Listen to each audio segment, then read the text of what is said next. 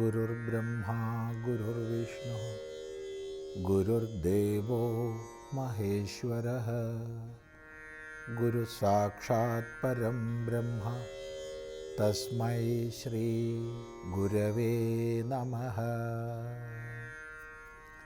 ഓം സദാശിവസമാരംഭാം ശങ്കരാചാര്യമധ്യമാം അസ്മദാചാര്യപര്യന്താം വന്ദേ ഗുരുപരമ്പരാം. മനീഷാ പഞ്ചകത്തിൽ രണ്ടാമത്തെ ശ്ലോകമാണ് നമ്മൾ ശ്രദ്ധിക്കുന്നത്. ബ്രഹ്മൈവാഹം ഇദം ജഗച്ച് സകലം ചിന്മാത്ര വിസ്താരിതം. ആദ്യം തന്നെ സകല മഹാവാക്യങ്ങളുടെയും അർത്ഥമാണ്, താത്പര്യമാണ് പറഞ്ഞത്. ബ്രഹ്മൈവാഹം വിചാരത്തിലൂടെ തൻ്റെ ആത്മഭാവം സത്ത് ചിത്ത് ആനന്ദമാണെന്ന് സാധകൻ തിരിച്ചറിയുന്നു. അതിന് പ്രത്യേകിച്ച് അന്യ പ്രമാണങ്ങളൊന്നും വേണ്ട. എന്നാൽ ബ്രഹ്മസംബന്ധിയായി വേദാന്തം മാത്രമാണ് പ്രമാണം. അതിലൂടെ ബ്രഹ്മം സത്ത് ചിത്ത് ആനന്ദമാണെന്നറിയുന്നു.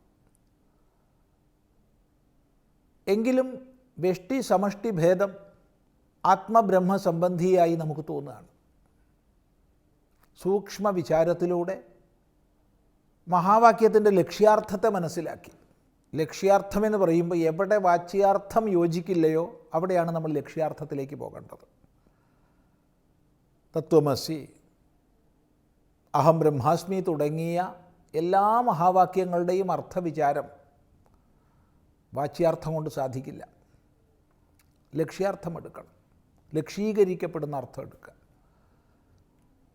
അങ്ങനെ സർവജഗത് അധിഷ്ഠാനമായ ബ്രഹ്മവും താനും ഏകമാണ് എന്ന ബോധത്തിലേക്ക് എത്തുകയാണ്. അവിദ്യോപാധികൻ ജീവൻ, വിദ്യോപാധികൻ ഈശ്വരൻ. ഈ രണ്ട് ഉപാധികളും മാറ്റുന്നതോടുകൂടെ കേവലമായ സച്ചിദാനന്ദം മാത്രം. ആ ഒരു ബോധപ്രഖ്യാപനമാണ് ബ്രഹ്മൈവാഹം. തുടർന്ന് പറയുകയാണ് ഇദം ജഗച്ച സകലം. ഇദം ജഗച്ച, ഈ ജഗത്തും. ജഗത്തെന്ന് പറഞ്ഞാൽ ചലനാത്മകമായത്. ജനിക്കുക, നിലനിൽക്കുക, വളരുക, മാറ്റങ്ങൾ വരിക, ക്ഷയിക്കുക, നശിക്കുക. ഈ 6 ഭാവങ്ങളിലൂടെ കറങ്ങിക്കൊണ്ടിരിക്കുന്ന ഭുവനത്തിനാണ്, പ്രപഞ്ചത്തിനാണ്, വിശ്വത്തിനാണ് ജഗത്തെന്ന് പറയുന്നത്. ജഗത്ത് മുഴുവനും ഈ ബ്രഹ്മം തന്നെയാണ്. താത്പര്യം സർവം ഖലു ഇദം ബ്രഹ്മ, സർവം ഹ്യേതത് ബ്രഹ്മ എന്നുള്ള ഔപനിഷദമായ വാക്യമാണ് ഇവിടെ ബോധിപ്പിക്കപ്പെടുന്നത്. നോക്കൂ, ബ്രഹ്മത്തിൻ്റെ, പരമാത്മാവിൻ്റെ അനന്യയും അഭിന്നയുമായ ശക്തിയാണ് മായ.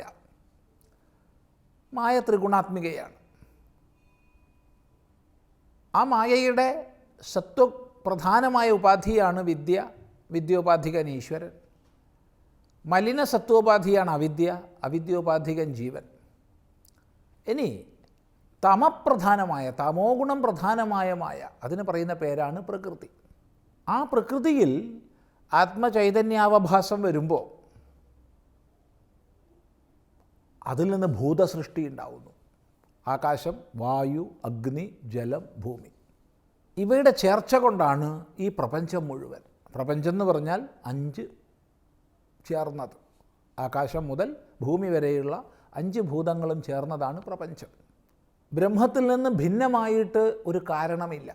പരമാത്മാവിൽ നിന്ന് ഭിന്നമായിട്ടൊരു കാരണമില്ല. കാരണം തന്നെയാകുന്നു കാര്യരൂപത്തിൽ. അതുകൊണ്ട് പറയുകയാണ് ജഗച്ച്. അപ്പം ജീവനും ഈശ്വരനും ജഗത്തുമെല്ലാം ഒന്ന് തന്നെ. ബ്രഹ്മം തന്നെയാകുന്നു ഞാൻ, ഈ ജഗത്തും സൂക്ഷ്മ വിചാരത്തിൽ ബ്രഹ്മം തന്നെ. എന്നിട്ട് എങ്ങനെയാണ് പിന്നെ ഈ വൈവിധ്യങ്ങളൊക്കെ കാണപ്പെടുന്നത്? എല്ലാം ബ്രഹ്മമെങ്കിൽ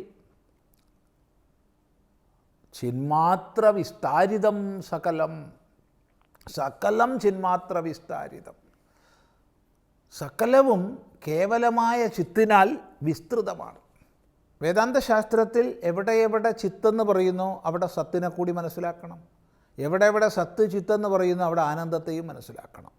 അപ്പോൾ സച്ചിദാനന്ദമായിരിക്കുന്ന ബ്രഹ്മത്തിൻ്റെ വിസ്തരണമാണ്, വിപുലീകരണമാണ്, പ്രകടനമാണ് ഈ സകലവും. ബ്രഹ്മ ഭിന്നമായിട്ടൊന്നില്ല. ആത്യന്തികമായ ഉണ്മ സത്യം ഒന്ന് മാത്രം. ആ ഉണ്മയാണ് എല്ലാ ഭാവങ്ങളിലും വികസിതമാകുന്നത്. ഇതാണ് സകലം ചിന്മാത്ര വിസ്താരിതം എന്ന് പറയുമ്പോൾ. അപ്പോൾ പിന്നെ ഈ വൈവിധ്യങ്ങൾ, എൻ്റെ നിൻ്റെ എന്നതൊക്കെ, സുഖം ദുഃഖം തുടങ്ങിയവയ്ക്ക് ഹേതുവാകുന്ന അനുഭവങ്ങളൊക്കെ പറയുകയാണ്. സർവം ചൈതദവിദ്യയാ ത്രിഗുണയാ ശേഷം മയാ കൽപ്പിതം. ത്രിഗുണാത്മികയായ അവിദ്യയാൽ മറ്റെല്ലാം കൽപ്പിതമായിരിക്കുകയാണ്. ഇവിടെ ഈ ദ്വൈത പ്രപഞ്ചത്തിൽ ഈശസൃഷ്ടമായിരിക്കുന്ന ദ്വൈതവും ജീവസൃഷ്ടമായിരിക്കുന്ന ദ്വൈതവുമുണ്ട്. ഞാൻ പലതായി തീരാമെന്ന് സങ്കല്പിച്ച് മായയോട് ചേർന്ന് ഈ ജഗതാകാരത്തിൽ പ്രകടമാകുന്നത് മുതൽ ജീവാത്മഭാവത്തിൽ ഉപാധികളോട് ചേരുന്നത് വരെയുള്ള എല്ലാ ദ്വൈതത്തിനും ദ്വന്ദ്വത്തിനും കാരണം ബ്രഹ്മം തന്നെയാണ്. അവിടെ നിന്ന് ഇങ്ങോട്ട് എൻ്റെ നിൻ്റെ എന്നുള്ള വ്യവഹാരങ്ങൾ, സുഖം ദുഃഖം മാനം അപമാനം ശീതം ഉഷ്ണം തുടങ്ങിയ ദ്വന്ദ്വങ്ങൾ എന്ന് വേണ്ട ആവരണ വിക്ഷേപങ്ങളാൽ ഉണ്ടാവുന്ന എല്ലാ ദ്വന്ദ്വ സൃഷ്ടികളും ജീവൻ്റെയാണ്. ഈ രണ്ട് ദ്വന്ദ്വങ്ങളും ചേർന്നിട്ടാണ് ഈ സംസാരബന്ധനത്തിന് കാരണമാകുന്ന എല്ലാ പ്രതിഭാസങ്ങളും നിലനിൽക്കുന്നത്. അതുകൊണ്ടാണ് പറയുന്നത് സർവം ച ഏതത് അവിദ്യയാ ത്രിഗുണയാ അശേഷം പരികൽപ്പിതം. ഇവിടെ ഒരു ചോദ്യം, അങ്ങനെ അവിദ്യ തന്നിൽ നിന്ന് ഭിന്നമായിരിക്കുന്ന ഒരു അവിദ്യയാണ് ഇതെല്ലാം കൽപ്പിച്ചതെങ്കിൽ തനിക്കൊരിക്കലും മുക്തി ലഭിക്കില്ലല്ലോ. അപ്പോൾ പറഞ്ഞു മയാ, എന്നാൽ തന്നെയാണ്, അവിദ്യോപാധികനായ എന്നാൽ തന്നെയാണ് ഇതെല്ലാം പരികൽപ്പിക്കപ്പെട്ടിട്ടുള്ളത്. സത്യം ഏകം, ഈ വൈവിധ്യങ്ങളും അതിനോട് ചേർന്ന മമത്വങ്ങളും അവിദ്യാസൃഷ്ടങ്ങൾ. വേദാന്തത്തിൻ്റെ സാരം സംഗ്രഹിച്ച് പറഞ്ഞിരിക്കുക.